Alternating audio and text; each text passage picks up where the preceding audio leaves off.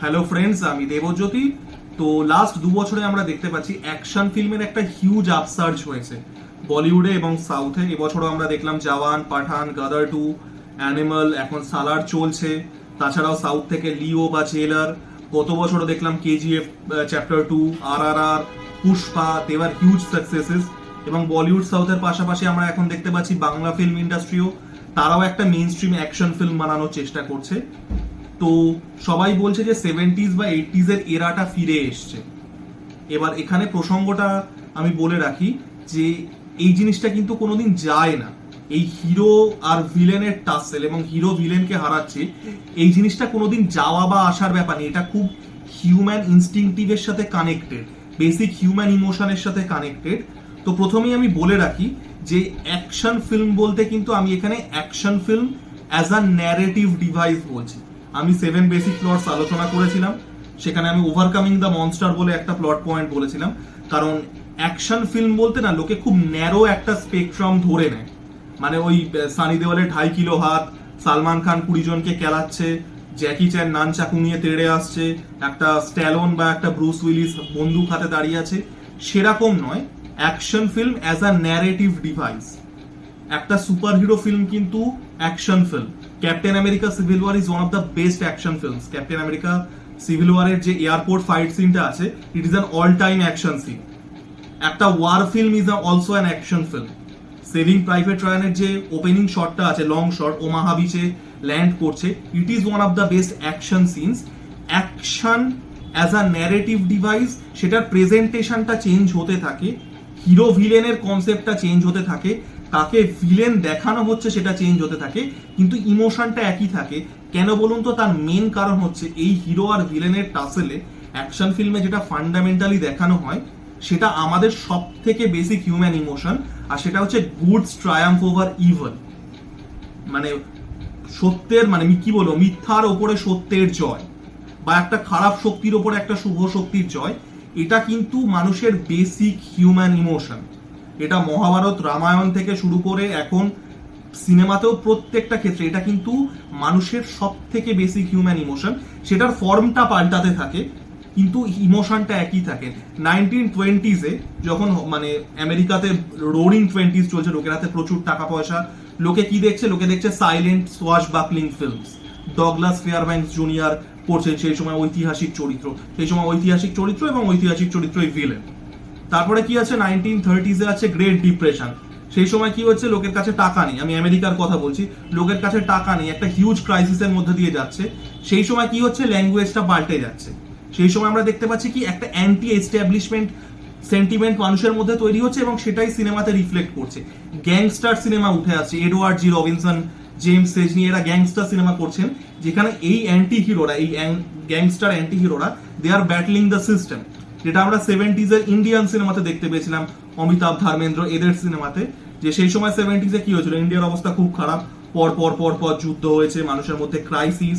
সেই সময় government emergency আনছে, লোকের মনে শান্তি নেই, লোকের মনে গভর্নমেন্টের এগেনস্টে একটা অ্যাঙ্গার, সেটা সিনেমাতে রিফ্লেক্ট করছে।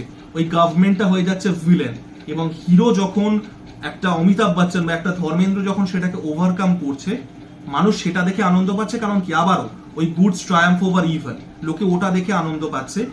ইমোশনটা কিন্তু একই। এটা 30s 40s আমরা যদি হলিউডে দেখি, বললামই 60s আমরা দেখুন, সেই সময় কি আসছে? Cold war. আপনি পুরনো যে কোনো জেমস বন্ডের সিনেমা তুলে নিন, একটা বিশেষ করে শন কনারির যে সিনেমাগুলো আছে, বা রজার মুরেরও প্রথম দিকের জেমস বন্ডের সিনেমাগুলো, প্রত্যেকটাই ভিলেন রাশিয়ান।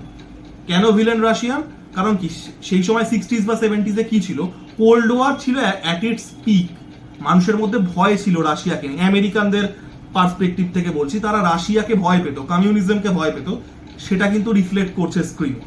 একজন ভিলেন, সে হচ্ছে রাশিয়ান, এবং একজন জেমস বন্ড বা সেই সময় আরো প্রচুর এইরকম টাইপের সিনেমা হয়েছে যেখানে রাশিয়ান ভিলেনকে ওভারকাম করছে। সেটা চেঞ্জ হয়ে গেল। তারপরে 2001 কি হচ্ছে? 9/11। আবারও ভিলেনিয়াস ফোর্সের ব্যাপারটা পাল্টে যাচ্ছে। সেই সময় অন্য একটা larger than life villainous force আমরা পারসিভ করছি, মানে আমেরিকানদের পার্সপেক্টিভ থেকে বলছি। 2002 সালের যে স্যাম রেইমি আর টোবি ম্যাগুয়ারের যে স্পাইডারম্যানটা ছিল, স্পাইডারম্যানের একদম প্রথম পোস্টারটা আজও গুগলে গিয়ে করে নেবেন। It is atop of the World Trade Center, ঠিক ওয়ার্ল্ড ট্রেড সেন্টারে প্লেন ক্র্যাশ হওয়ার 3 মাস বাদে। এটা এসেছিল এপ্রিলে, মানে প্রমোশন ধরুন তার কয়েক মাস আগে থেকে শুরু হয়েছে, মানে একদম 9/11 হওয়ার ঠিক পরে পরে ওই জিনিসটা আবারও ভিলেনিয়াস ফোর্সটা চেঞ্জ হয়ে যাচ্ছে। লোকে দেখুন লার্জ স্কেল থ্রেট হিসেবে ভাবা শুরু করছে, আবারও হিরো ভিলেন ব্যাপারটা পাল্টে যাচ্ছে। কিন্তু এই যে সত্যের ওপরে মিথ্যের জয়, এটা কিন্তু মানে সরি উল্টো বললাম, মিথ্যের ওপরে সত্যের জয় বা খারাপের ওপরে ভালোর জয়, এই জিনিসটা কিন্তু একই থাকছে। এবার আমরা অনেক সময় অনেক কথা বলি যে এই যে ভারতীয় সিনেমাতে পাকিস্তান দেখানো হয় কেন, এক্স্যাক্টলি একই কারণে। এর পেছনে কোনো বিজেপি, কোনো আরএসএস, কোনো হিন্দু রাষ্ট্র কিচ্ছু নেই।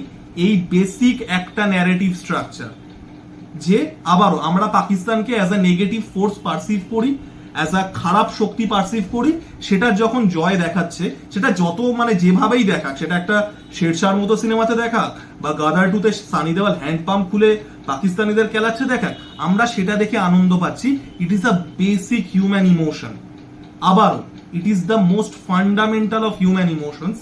তো এই যে অ্যাকশন ফিল্ম, এটা কিন্তু আসা বা যাওয়ার ব্যাপার নেই, এটা চলতেই থাকবে, ফর্মটা পাল্টাবে। এখন দেখুন যেরকম হলিউডে সুপার হিরো ফিল্ম স্ট্রাগল করছে, এরপরে অন্য কোনো ফর্ম অফ ফিল্ম আসবে।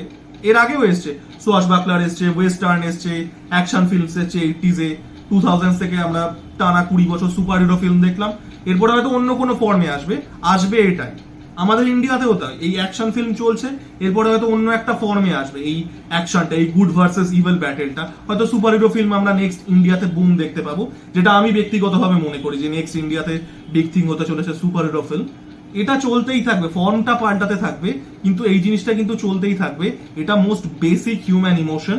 তো আমার ভিডিওটা কেমন লাগলো জানাবেন, লাইক, কমেন্ট এবং সাবস্ক্রাইব করে আমার পাশে থাকুন। নতুন ইউটিউব চ্যানেল, তো আপনাদের যদি কোনো সিনেমা ফ্রেন্ড টেন্ড থাকে সেই সব গ্রুপে একটু শেয়ার করুন, খুব উপকার হবে। ধন্যবাদ।